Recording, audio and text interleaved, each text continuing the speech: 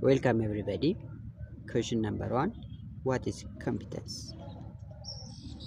The competence means capacity to use knowledge, professional values, skills, and sound judgment in a coordinated manner in order to carry out tasks and responsibilities successfully and to reach the intended outcome, whereby such capability can be assessed and certified by an institution that is set up to do the same.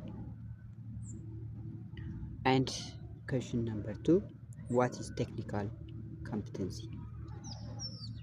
So this technical competency means the major issues provided under the relevant laws that are required from civil servants perform the jobs they are assigned to with exceptional efficiency, including knowledge, skills, and mental readiness or dynamic technical ability directly relevant to their duties. And question number 3, what is behavioral competency? So behavioral competency means the major competency elements defined in legal framework which are related with requirements that needed to be satisfied by civil servants in order to enhance the quality, efficiency, and effectiveness of their work towards the achievement of the mission of their employer institutions, and which are related with people's psychology and discipline and assist. And question number 4, what is competency assessment? Competency assessment refers to a procedure that entails a number of techniques to measure and verify that a civil servant satisfies the behavioral and technical competency for carrying out the duties specified in the job to which he has been assigned or to be assigned.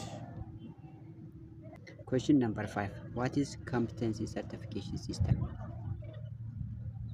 Competency certification system is a procedure wherein a newly hired or current civil servant to be assigned or already assigned in a given position is evaluated to confirm their suitability for a position with having technical and behavioral competence. And question number 6, what is merit? Merit means a procedure whereby a newly hired or existing civil servant is assessed through independent and impartial procedural system based on competition and competency, as a result assigned to the same position or promoted or redeployed or moving up through professional career structure. And question number 7, what is service delivery?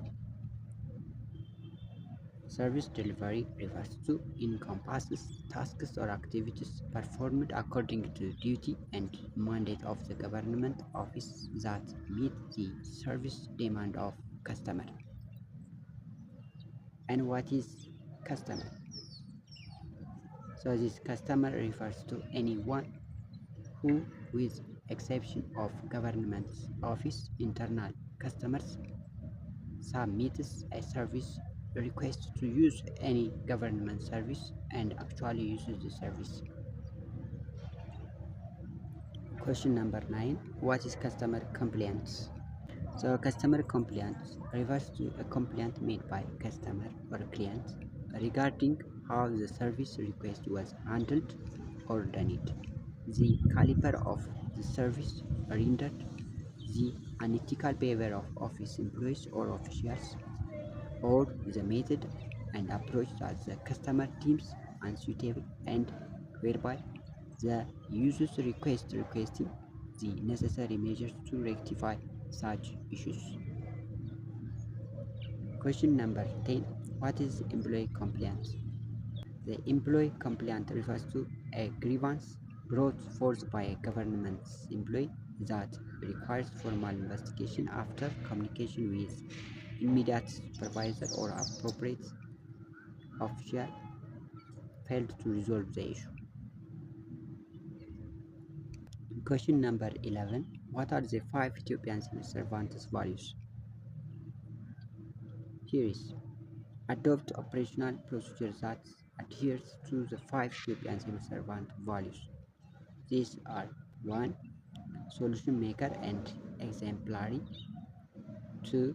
Transparency and accountability. 3. Professionalism and honesty. 4. Effectiveness and efficiency. 5. Diversity and inclusive. Must be reflected by all leadership or civil servants of the government office. And question number 12. How get civil servants salary increment based on their performance? So the government office shall submit comprehensive information of the civil servant 2 times average point of performance appraisal, and the bureau shall decide where civil servant salary increment is possible to pay or not. And question number 30.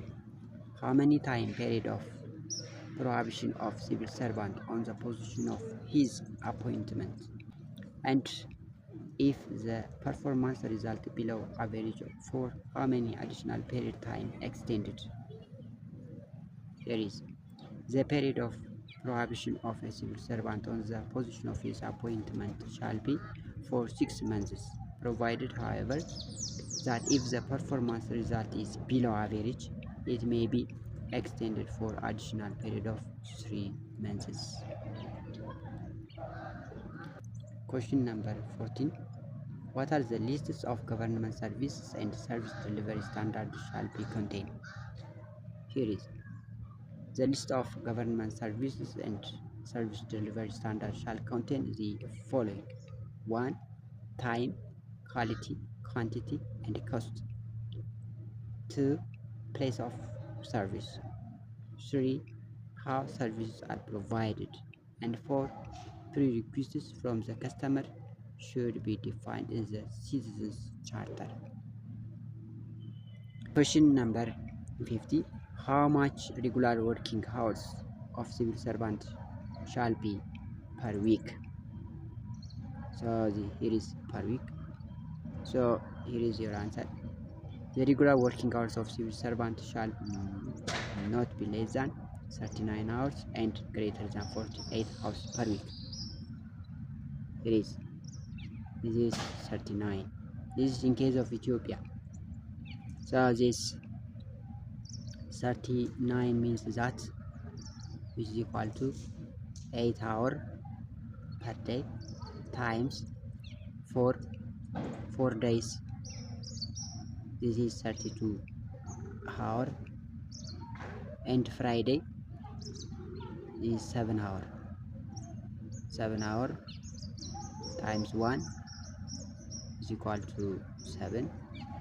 So this sum 39 hours. So this is what does it mean, this one. So the regular working hours of civil servant shall be not less than 39 hours, means this from Monday to Thursday is 4 days, so this is 32 hours, and Friday 7 hours per day. So this is 39 for the minimum. And question number 60.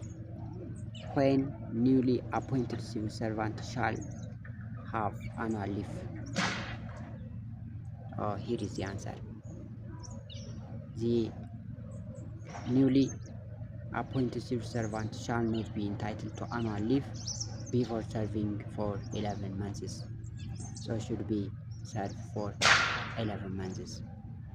And question number 17. How many days a pregnant civil servant shall have maternity leave? Look, here is maternity leave. So here is the answer. A pregnant civil servant shall be entitled to a period of 30 consecutive days of prenatal leave preceding the presumed date of confinement, and a period of 90 consecutive days after the confinement. In total 120 days of maternity leave with pay.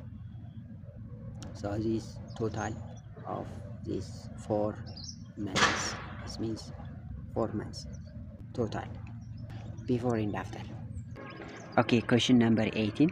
How many days of leave given if any civil servant who encounters a miscarriage of not less than 6 months pregnancy prior to her prenatal leave? So here is, any civil servant who encounters a miscarriage of not less than 6 months pregnancy prior to her prenatal leave shall be entitled to 60 days post-confinement maternity leave if the miscarriage is confirmed by medical certificate. Question number 19. How many days of leave given if a civil servant on a prenatal leave encounters a miscarriage of pregnancy? So here is, if a civil servant on a prenatal leave encounters a miscarriage of pregnancy, her prenatal leave shall be terminated and shall be entitled to the 90 days post-confinement maternity leave. Question number 20. How many days of leave given if any civil servant who encounters a miscarriage of 3 to 6 months pregnancy shall be granted leave? So here is, any civil servant who encounters a miscarriage of 3 to 6 months pregnancy shall be granted leave with pay, 30 consecutive day leave. Question number 21. How many days of paternity leave given if at the time of his wife's delivery? So here is, any civil servant shall be entitled a paternity leave with pay for 10 working days after the time of his wife's delivery. So here is 10 working days. And question number 22. How many days of leave given to any civil servant for personal matters such as mourning, wedding, examination, and the like? So here is, any civil servant shall be entitled to leave for personal matters such as mourning, wedding, examination, and the like of 7 days within a budget year. So this 7 days. And question number 23. How many days of leave given to any civil servant for personal leave without pay? So here is, where a civil servant applies on justifiable grounds for a special leave without pay, the head of the government office may authorize the granting of such leave a period not exceeding 1 year if it does not adversely affect the interest of the government office. So this is without pay for what? For 1 year. And question 24. Any female civil servant shall, when confirmed by medical certificate, be entitled to leave with pay for the time spent in the follow-up medical treatment of her child who has not attained the age of blank. So here is, child who has not attained the age of 1 year. Look. And question number 25. What are the responsibilities and obligations of civil servants? Here is the answer. Any civil servant shall be loyal to the public, the constitution, and respect the law. B. Effectively execute the laws and policies issued by the government.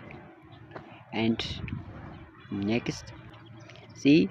Avoid discriminatory treatments of customers on the basis of gender, language, ethnicity, religion, political stand, physical disability, or other forms of differentiations. And D. devote his whole energy and ability to the service of the public, and E. discharge the functions specified in his job description and the lawful orders of his immediate supervisors.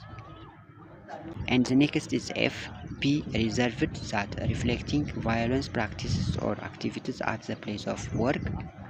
And next G. Not disclose confidential matters of the government institutions classified as secret. And next H. Not engage in any other activity that compromise his service to the government institution or otherwise conflict with his duties or is incompatible with his status as a civil servant. And next, responsibility and obligations of civil servants. Not use his position to advance his political interests and thereby exercise discriminatory practices. And next, not solicit or accept any gift or a present having a value in consideration of service he renders or expected to render as a civil servant. And next, properly use and handle equipments and implements supplied to him for the purpose of doing his job. The next, responsibility and obligation. Submit for medical examinations other than examination for HIV/AIDS when required by the government institutions on sufficient grounds related to his service. And next M. Executing according to the standard of service set by the standard that the office has set out in study. And next N. Observe occupational safety and health rules. And question 26. What is personality?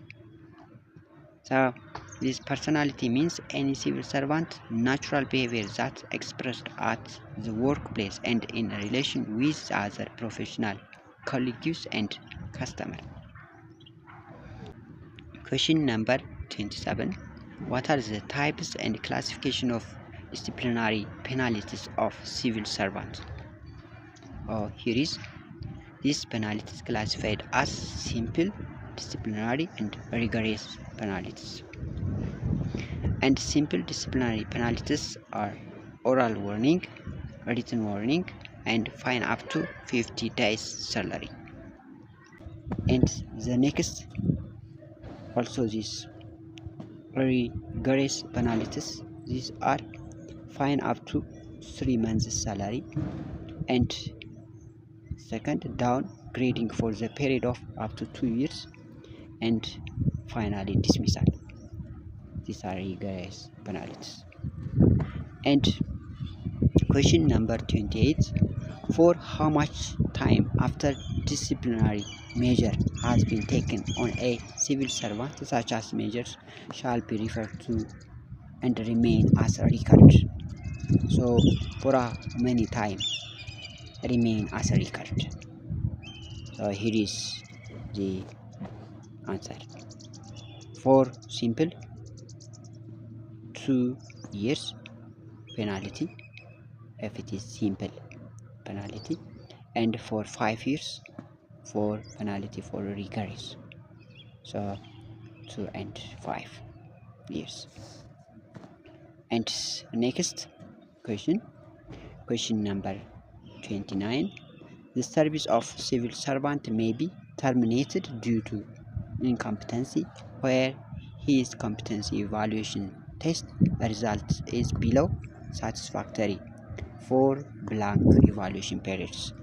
For how many evaluation periods? Look, here is 2 consecutive evaluation periods. Finally, question number 30. The service of a civil servant who has not completed his probation shall be terminated without any additional formality where he is absent from work for blank days due to unknown reason. What will be your answer? So your answer here is for about 15 days due to an unknown reason. Here is all. Thank you for watching. Please like this video and subscribe for more. Bye bye for now.